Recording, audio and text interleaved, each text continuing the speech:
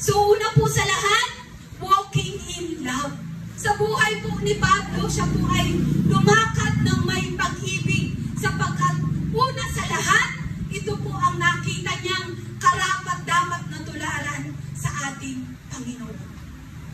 Ang lumakad po ng may pag-ibig, lumakad sa pag-ibig, lumakad na dala-dala ang pag-ibig ng Diyos. Sapagkat ang sabi nga po, ang Diyos ang unang umibig at nagmahal sa atin. Naniniwala ba tayo doon? Nagmamahal tayo, sabi doon, we love because He first loved us. Kaya kung ano yung tinanggap nating pag-ibig, yun ang matularan natin na maibigay natin sa iba. Ang sabi po ng John 13:34, a new commandment I give to you, that you love one another as I have loved you.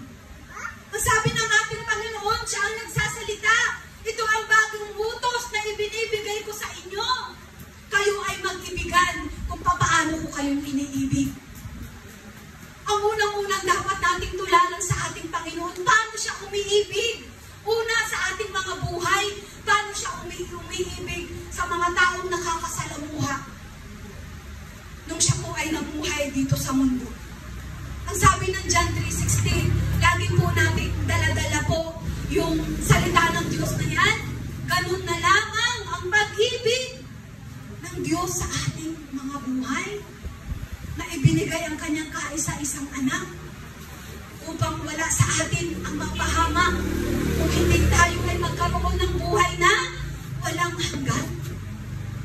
Dahil sa dakilang pag-ibig ng Diyos, yun ang unang-unang nais ng Diyos, na gayahin po natin, na makuha natin sa Kanya. Pakisabi nga sa ating katabi, I love you. Sige na. I love, diba? Mahirap eh. Kahit sabihin mo lang, I love you, pag nakita mo yung katabi mo, ay, hindi naman ka mahal-mahal. Diba? Parang ang hirap sabihin ng I love you. Lalo na, alam nyo, madali magsabi ng I love you, madali pa sa hindi mo kilala. Na parang, I love you. At sinabi mo lang yung salita.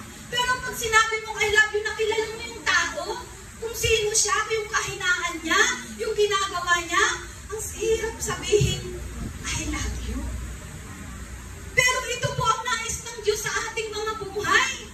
Ang mahalin natin, una, ang isa't isa.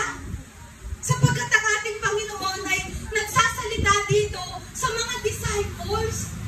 Ang sabi ng Lord, ito ang utos na ibinibigay ko sa inyo. Kayo ay mag-ibigan kung papaano kayo'y aking iniibig. Una sa lahat, sa mga disipulo, sa mga mananampalataya, ibinigay ng ating Panginoon ang utos na ito. Kung paano nakita niyong ako'y iniibig kayo, ganun din ninyong mahalin ang isa't isa. Nakita niyo si Peter at si John? Nung sila ay magkakasama laging magkakontra yung dalawa na yan.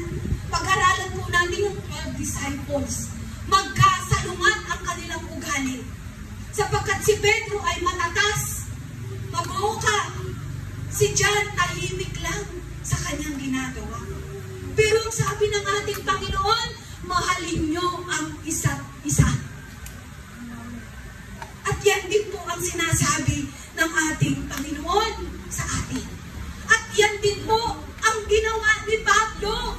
Bilang ang sabi niya, gayahin niyo ako kung paano ako'y tumutulad kay Kristo. Sapagkat ang sabi niya sa Ephesians 5:1 and 2, therefore, be imitators of God as beloved children, and walk in love as Christ loved us and gave Himself for us. Si Pablo ang nagpaalala sa kanyang salita na tayo ay magmahalan bilang minahal ng ating Panginoon. At siya po ang nagpahayag sa kung paano, ano ba ang tunay na pag-ibig. Doon sa 1 Corinthians chapter 13, nakikita natin ano ba ang pag-ibig. Sabi doon, love is, ano sabi doon? Love is kind, love is patience. Diba? Siya po ang nagbigay sa atin kung ano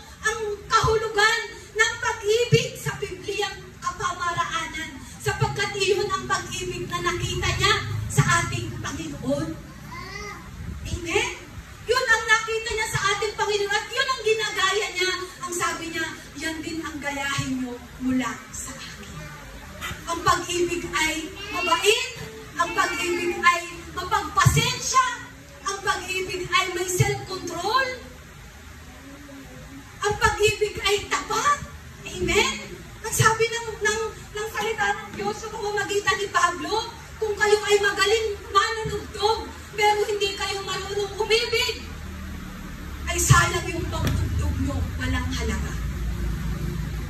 Amen? Sapagkat ang sabi niya, ang pinakamahalaga sa lahat ay ang pag-ibig. Sabi doon, faith, hope, and love. But the greatest of this is love.